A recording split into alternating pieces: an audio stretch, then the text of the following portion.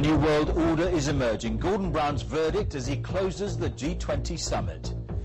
From America to Ethiopia, they all signed up to a $1 trillion boost for world trade. This is the day that the world came together to fight back against the global recession. Not with words, but with a plan for global recovery and for reform. 9 pages, 6 pledges, the small print that could turn recession into recovery. This alone is not enough. And obviously the actions that each of us take in our individual countries are still absolutely vital. We'll have reaction around the world and ask what it means for Britain, also tonight. Government of the people, government of the people, for the people, by the people. Imagine if your family was awakened in the middle of the night by a team of federal officers. Well, that's exactly what President Barack Obama, under the cloak of little attention, signed the National Defense Authorization Act (NDAA) into law on New Year's Eve. The NDAA is against all that is written in the Constitution of the United States. The NDAA effectively revokes the democratic right, habeas corpus, which prevents arbitrary imprisonment of individuals by the government by requiring that the government present evidence to a judge or court to justify taking a person into custody. The provisions included in the 2012 NDAA allows for American citizens suspected of terrorism to be indefinitely detained in military custody without charge or trial. The bill goes far beyond terrorists linked to the 9/11 attacks, to include anyone defined by the president as engaged in hostilities against the United States or its coalition partners. Under the new law, the President of the United States can designate any American citizen, if desired, to be arrested and detained for life by the U.S. military. This means that it could include domestic opponents of U.S. military action and/or the U.S. government, including opponents of any war or even the Occupy Wall Street protesters. The Occupy movements have horrified politicians, especially the public uprising at Wall Street. The original indefinite detention proposal came from United States Senator Dianne Feinstein, who was chairwoman of the United States Senate Select Committee on Intelligence.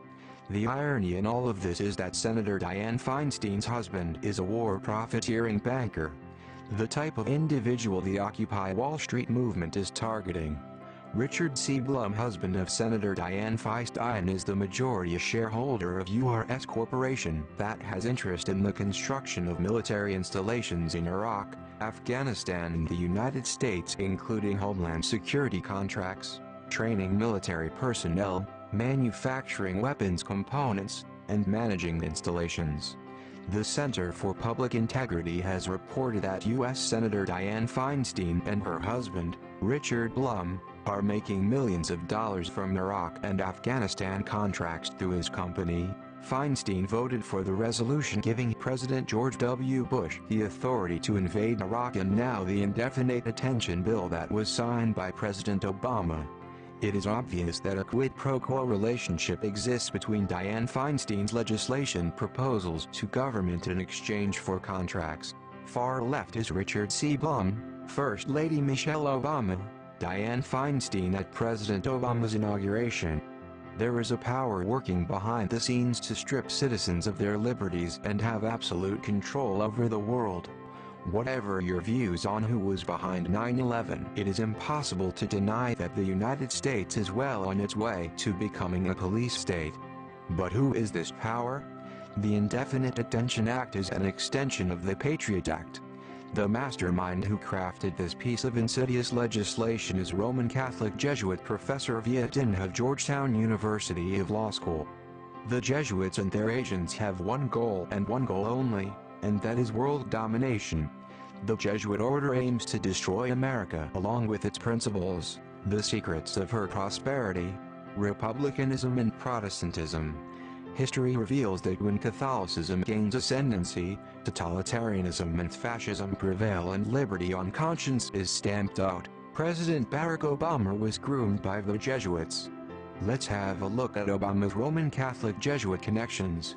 Now most people know that Barack Obama worked extensively in community organizing in the 1980s. But what is not so well known is that this community organizing was done when Obama was hired by a lay Catholic minister, Jerry Kellman, as lead organizer for a Chicago organization called the Developing Communities Project, funded by Southside Catholic churches. Obama's mentor Gregory Galuzzo was a Jesuit priest. Obama's Jesuit-trained ethics professor speechwriter John Favreau was educated at Jesuit Holy Cross College. Obama's senior military and policy advisor Major General J. Scott Gratian is Jesuit-trained at Georgetown University. Obama's communication director Dan Pfeiffer is Jesuit-trained at Georgetown University as well. Leon Panetta was handpicked by Obama for CIA director in 2009 but now has been given the job of Secretary of Defense. Leon Panetta is a product of Santa Clara Jesuit University. Obama chose Jesuit-controlled Joe Biden as vice president. Here is President Obama receiving an honorary degree at Jesuit Notre Dame University. The indefinite detention bill provides $662 billion for the U.S. military and even authorizes the U.S. military to seize individuals anywhere in the world and hold them in a military detention facility indefinitely, without a trial or any other legal recourse. By making this the law of the land, President Obama has provided himself and any other presidents to follow the right to indefinitely detain any American citizen in the future just by the arbitrary position of the executive branch. He has just implemented a de facto police state similar to those observed historically in fascist and totalitarian regimes globally. This legislation suggests that certain liberties and freedoms must be sacrificed in the name of protecting the country from further terrorist attacks. The NDAA is more of a threat to our freedom and our rights than any terrorist ever can or will be. Make no mistake, the indefinite detention bill is a war on the United States Constitution. The Roman Catholic assault on the U.S. Constitution is as follows. The Jesuit-led decimation of the Sixth Amendment trial by jury by indefinite detention. Director of the National Security Agency and ex-CIA Director Michael Hayden, who was Jesuit-trained at DuQuoin University, tried his best to dismantle the Fourth Amendment, protection from unreasonable search and seizure by spying on U.S. citizens. My understanding is that the Fourth Amendment of the Constitution specifies that you must have probable cause to be able to do a search that does not violate an American's right against unlawful searches and seizures. Actually, the Fourth Amendment actually protects all of us against unreasonable search and seizure. But that's what it says. The measure is probable cause, I believe. The amendment says unreasonable search and seizure. But does it not say probable? No. The court standard, the legal standard, search and seizure. the legal standard is probable cause. General legal standard is probable cause. General legal standard is probable cause. General, the terms just a few minutes ago, we reasonably believe. And a FISA court, my understanding is, would not give you a warrant if you went before them and say, we reasonably believe. You have to go to the FISA court, or the Attorney General has to go to the FISA court and say, we have probable cause. And so what many people believe, and I'd like you to respond to this, is that what you've actually done is crafted a detour around the FISA court by creating a new standard of reasonably believe in place of probable cause, because the FISA court will not give you a warrant based on reasonable belief. You have to show a probable cause. Could you respond to that, please? Sure. I didn't craft the authorization. I am responding to a lawful order. Right? The Attorney General has averred to the lawfulness of the order. Yes, the Vatican has declared war on the U.S. Constitution and U.S. citizens.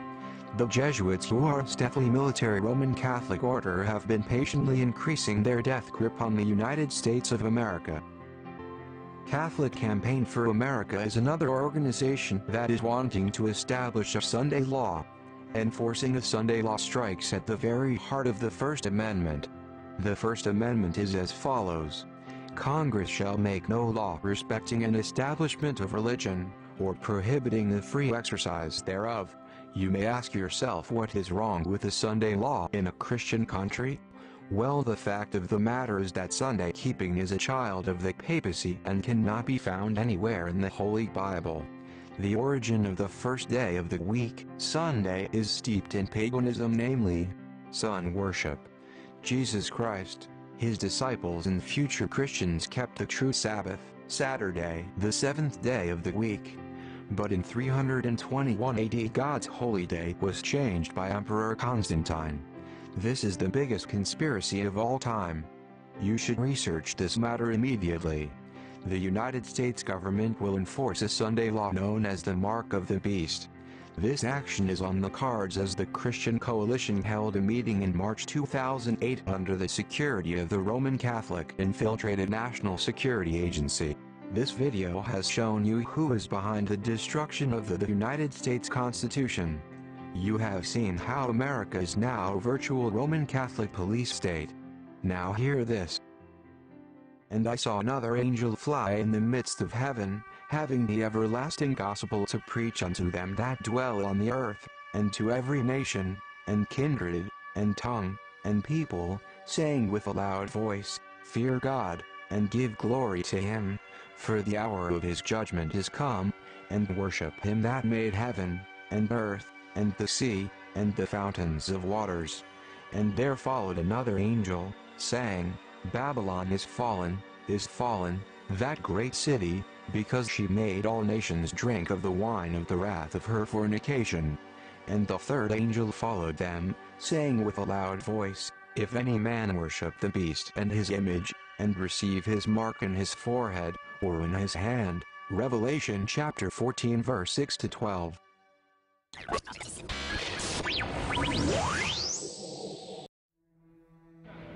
We shall overcome.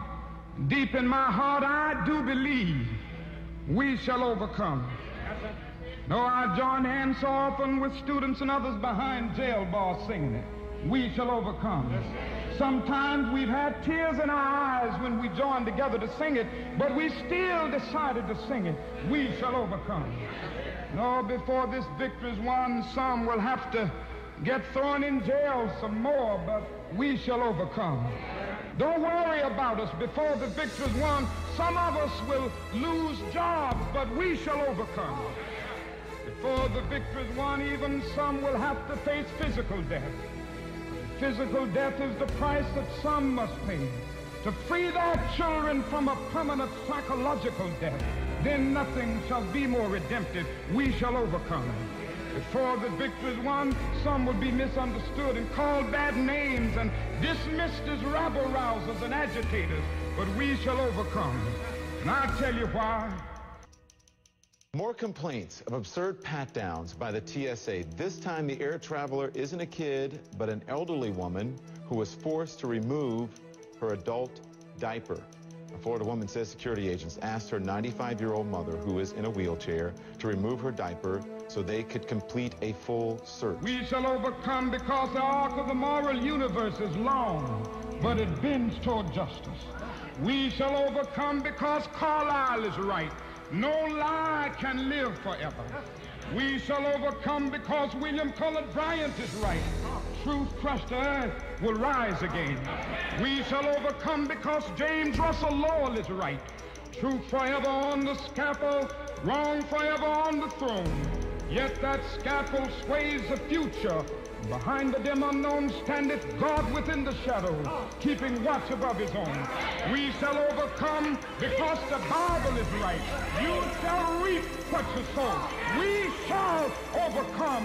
Deep in my heart, I do believe we shall overcome. And with this faith, we will go out and adjourn the councils of despair and bring new light into the dark chambers of pessimism.